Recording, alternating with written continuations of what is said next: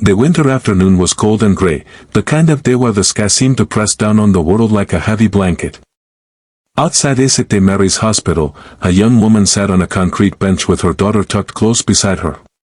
The little girl couldn't have been more than 4 years old, with blonde hair pulled into 2 small pigtails that bounced when she turned her head. The woman's name was Emma Clark. She was 28, though some days she felt much older. Her hands were wrapped around her daughter's small frame, keeping her warm against the chill that seemed to seep through their clothes no matter how tightly they huddled together. The little girl, Sophie, kicked her feet back and forth, watching her shoes move through the air with quiet fascination. They had been sitting there for nearly an hour. Emma stared at the hospital entrance, watching people come and go. Doctors in white coats. Nurses with tired eyes. Families clutching each other as they walked through the automatic doors, some with relief on their faces, others with something heavier, something that made Emma look away. She checked her phone again. No messages. No calls. Nothing. "Mommy, I'm cold," Sophie said softly, pressing her face against Emma's arm. "I know, sweetheart. Just a little longer, okay?" Emma's voice was gentle, but there was a tremor in it that she couldn't quite hide. She pulled Sophie closer, wishing she had thought to bring an extra blanket, wishing she had thought of a lot of things. The truth was, Emma didn't know how much longer they would be waiting. She didn't even know if waiting here made sense anymore. But she had nowhere else to go, and the warmth of the hospital's entrance was just close enough to reach them in small waves every time the doors slid open. That's when she noticed him. A man in a dark suit was walking toward the hospital entrance. He moved with the kind of confidence that came from never having to wonder if he belonged somewhere. His shoes were polished to a mirror shine, and even from a distance, Emma could tell that his suit probably cost more than she made in 3 months. He was talking on his phone, his jaw set in a tight line. He looked important. The kind of important that meant he had places to be and people waiting for him. Emma expected him to walk right past them without a glance. That's what most people did. She and Sophie had become part of the scenery, just another struggling mother and child that the world had learned to look through rather than at. But then something unexpected happened. The man stopped. He stood there for a moment, phone still pressed to his ear, and looked directly at them. Emma felt her chest tighten. She wasn't sure what to expect. Judgment, maybe. Or worse, pity. Instead, the man ended his call and walked over to the bench. "May I?" he asked, gesturing to the space beside Sophie. Emma blinked, caught off guard. "Oui, sure." The man sat down carefully, making sure to leave a respectful distance between himself and Sophie. He didn't say anything at first. He just sat there, hands folded in his lap, looking out at the parking lot as if he had all the time in the world. His name was Marcus Bennett, though Emma didn't know that yet. He was the CEO of Bennett Industries, a manufacturing company that had made him wealthy beyond most people's dreams. He had meetings scheduled back-to-back for the rest of the day. His assistant had already called twice to remind him he was running late. But right now, none of that seemed to matter. "Cold day," Marcus said quietly. "Yeah," Emma replied, her voice cautious. "It is."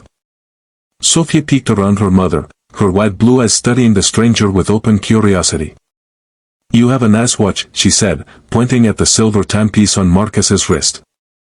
Marcus smiled, and for the first time, Emma noticed how tired he looked beneath the polished exterior. "Thank you." It was a gift from someone important. "Who?"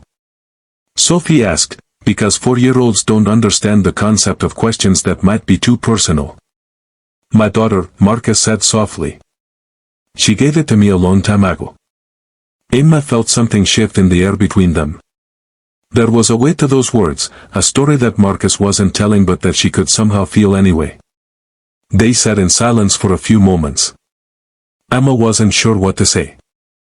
She wasn't used to strangers sitting with her, let alone strangers who looked like they had stepped out of a business magazine. "Are you waiting for someone?" Marcus asked, his tone gentle. Emma hesitated. The truth felt too heavy to share with a stranger, But there was something about the way he asked, without judgment, without expectation, that made her want to answer honestly. "My mother," she said finally. "She's having tests done. The doctors think it might be her heart." Marcus nodded slowly. "That must be frightening." "It is," Emma admitted, and she was surprised by how good it felt to say it out loud. I don't know what I'll do if something happens to her. She helps me with Sophie. She's the only family we have." She didn't mention the rest, how she'd been working 2 jobs to make ends meet, how the rent was overdue, how she'd been so focused on just surviving each day that she hadn't realized how much she'd been depending on her mother until the moment she watched her walk into the hospital that morning. Marcus was quiet for a long moment. When he finally spoke, his voice was even softer than before. 3 years ago, I sat on a bench very much like this one. My daughter was inside, and I didn't know if she was going to come back out. Emma turned to look at him fully for the first time. He says we're fixed on the hospital entrance, but she could see the pain there, still fresh even after all this time. She was 16, Marcus continued. Car accident. The doctor said it could go either way. He sat on that bench for 8 hours.